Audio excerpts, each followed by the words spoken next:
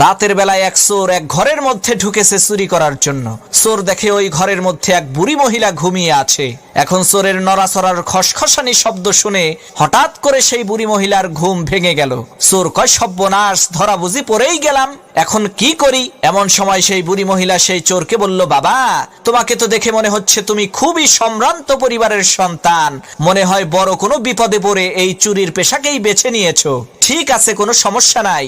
এই যে দেখো, আলমারির 3 নম্বর বাক্সের মধ্যে 5 ভরি স্বর্ণ আর 70,000 টাকা আছে, এগুলো তুমি নিয়ে যাও। আমি বাঁচবই আর কয়দিন, এত টাকা পয়সা দিয়ে আমি করবোটা কি? আর বাবা, তুমি যাওয়ার আগে আমার কাছে এসে একটু বসো।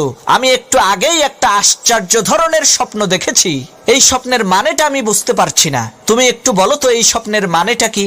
চোর মনে মনে কয়, আল্লাহ, সব বাড়ির মানুষেরা যদি এই বুড়ির মতো বড় দিলের অধিকারী হইতো, তাহলে তো আমার আর কোনো চিন্তাই থাকতো না।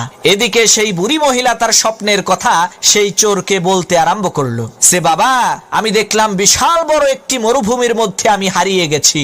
এমন সময় একটা ঈগল পাখি এসে জোরে জোরে 3 বার বলল, জামাল, জামাল, জামাল। এরপরে সেই ঈগল পাখিটি চলে গেল। বাবা, বলো তো এর মানে কি?